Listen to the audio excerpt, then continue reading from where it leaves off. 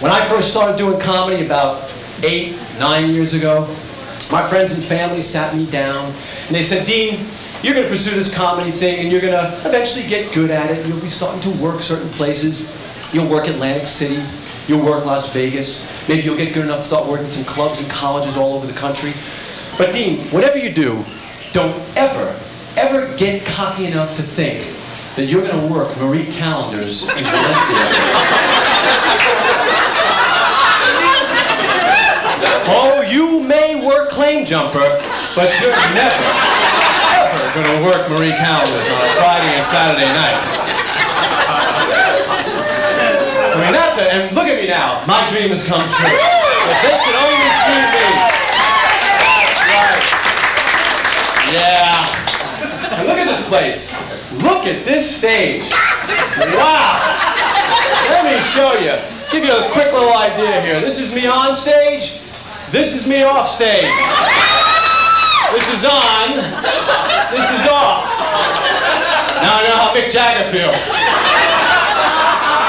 And I was looking, by the way, at on the internet. I always like to do a little research on the places I perform at. Marie Callender's does $233 million a year in revenue.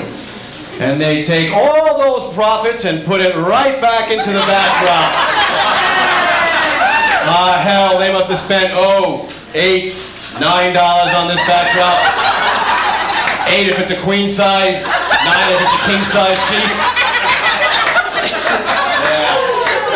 Look at that stool. Yeah, this is the place. Now I know that I've arrived. Now I know it. But it is good to be back here in California. I just spent the last 5 weeks on the East Coast in New York City. I am from Queens, New York. Any New Yorkers? Anybody? No? Okay. All right. Originally from New York. I went back there. Like I said, I do feel we're getting along pretty well so far. I will tell you this. I've been living out here for 12 years. Starting to go through a period in my life where I was thinking about moving back. A couple of things annoy me out here. Can't stand your news. You have none. It is the same thing every single day. It's either how lovely our weather is today and is going to be for the next 267 days, or if you're real lucky, folks, and sir, I mean real lucky, you might get to have one of your favorite TV shows preempted by one of our 2.5-hour, action-packed, suspenseful car chases in which some disgruntled individual, usually of the white trash persuasion,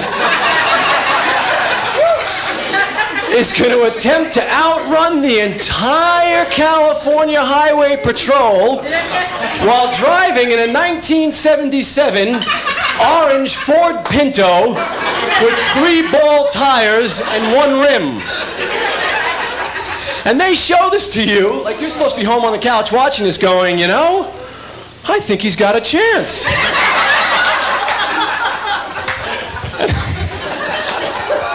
And the thing I love most about the car chases out here on the news, I love when the guy decides to pull over and make a run for it. I mean, you guys know what I'm talking about. We've all seen this. He starts running and running. He's got his keys in one hand.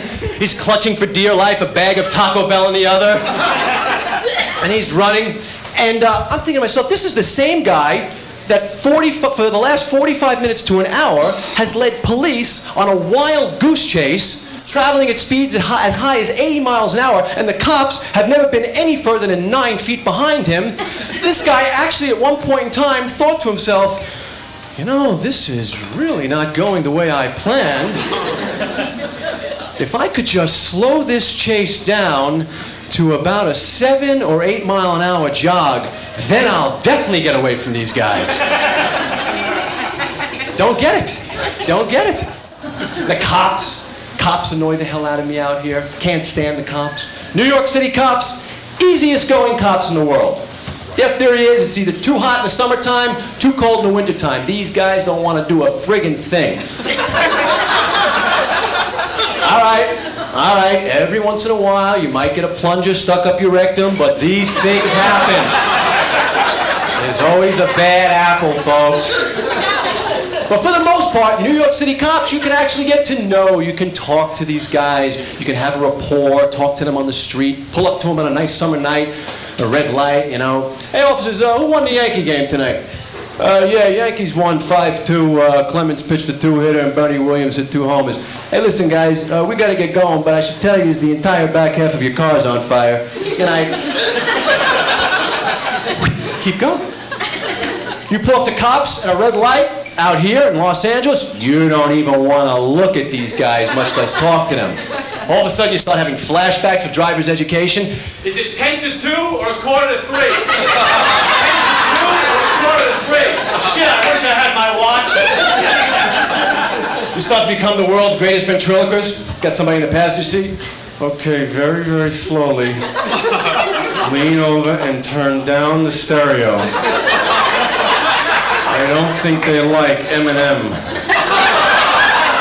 And while you do that, I'm gonna reach for my seatbelt, which I forgot to put on, and now I can't because my foot's on the brake. It's true though, man, it's true. And I live in Studio City. Studio City. All right, North Hollywood, but you never want to tell me. It's true, you never want to say you live in North Hollywood, you know? Yeah, doing pretty well these days, making lots of cash, you know. Got me a nice little place in the Studio City area. Yeah. Roscoe and Sherman Way. Got me a nice little bodega. That's right. But I live in Studio City, where the cops actually patrol their beat on bicycle. On bicycle. Folks, you have no idea how embarrassing it is getting pulled over by 2 guys on 12-speed Schwinn's. And when these guys pull you over, there's no bullhorn or siren that you hear when you're getting pulled over by an automobile. It's like, excuse me, sir? Wahoo, wahoo! Get him, Bill! Wahoo, wahoo! Wahoo, wahoo! Wahoo, wahoo! Zoom! Zoom! Zoom! For added sound, they got a couple of baseball cards stuck in the spokes of their front tires. He's tossing the LA Times off his front basket at the same time. Got little streamers hanging from his handlebars. A little license plate on the back of his banana seat says John, Ohio.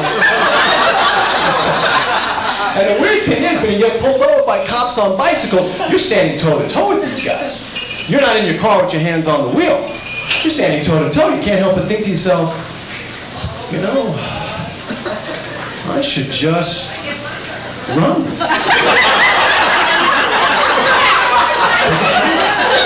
What the hell? He's still putting up his kickstand.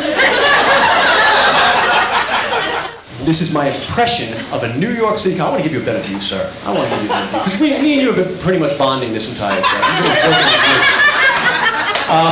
Because I know you couldn't see me through that. You know, we look like twins. So, but you can't tell. He was wearing black tonight. I didn't know. But this is my impression of a New York City cop giving you a hard time. The worst you could ever do, this is the worst it would ever get for you. New York City cop. Hard time.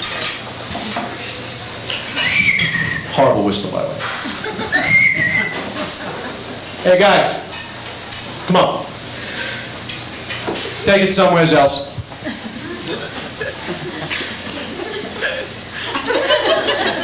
Hey, guys. Come on, do the right thing, guys. Take it somewhere else. Hey, guys, this is the last time I'm going to tell you. Take the body somewhere else.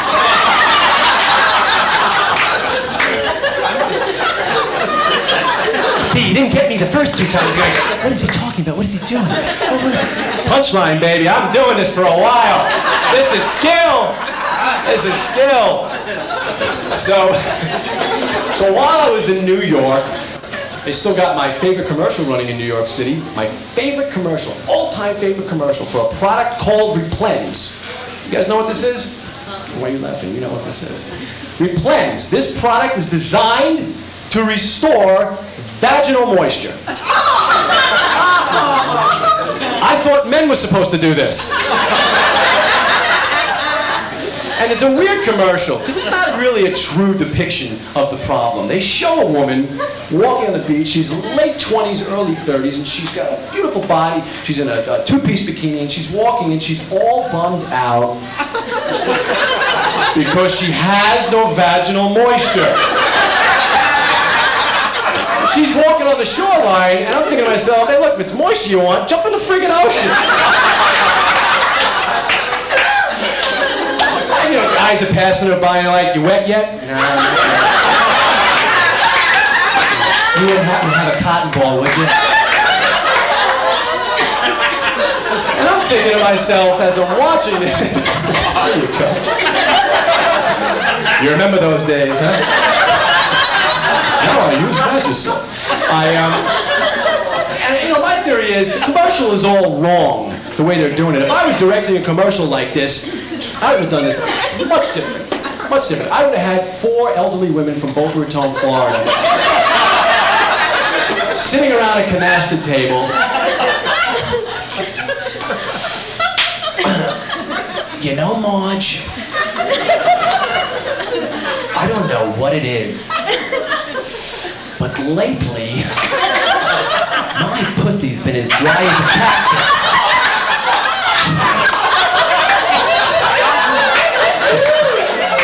Yeah, you won't be seeing me here much. But this is the greatest job in the world, I was saying before. I had the second greatest job about 10 years ago, 10, 12 years ago. I worked for a club in New York City, which is how I got to learn how to do stand-up. I worked for a club called Chippendales. Anybody know what this is? I know. Right about now is when the guys with their dates go, you see, honey, I told you he was a fag. I know. And I can kick his ass, too. Don't you be looking at him. I used to work at this club, and guys, I want to tell you something. Not conceited at all. I was the worst dancer you could possibly imagine. The worst stripper. I was the only stripper you used to have to show up with a change dispenser. That's how bad I was. Very, very bad. And the weird thing is, I don't know if you guys know what this is all about, what goes on at Chippendales, but what happens is men come out, good-looking men, good physiques, come out in costume and to music, and they slowly but surely disrobe. And the way they make the money is the better they look to the women, you know, will call them over. And I have to say this, because when it comes to men and women at strip clubs, I have to admit, you women, you really know how to handle yourself at a strip club. You're really ladylike, and that's why we refer to you as ladies, because you never ever lose your stuff at a strip club. That is until the dollar bill comes out. Come on, let me see it! I got $1! Come on, shut up, Betty, it's my night out! Come on, I got $1! Come over here! And the men come over, and the way they make their living is they bob in front of the woman, and the woman puts their money in the G-string. And I used to think to myself, wow, what a great way to make a living. We used to make ourselves $200, $300 a night doing this. I used to think to myself, wouldn't this be great if the rest of America could do this, working a 9-to-5 job? Can you imagine something like this? Hey, Billy, you want to go for lunch? I don't have my wallet. You go to my secretary, Sue. Hey, Sue, how you doing? How's it going?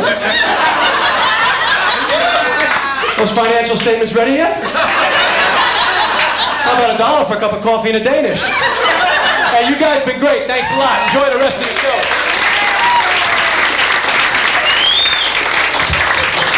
One more time for Diana, your MC. Come on.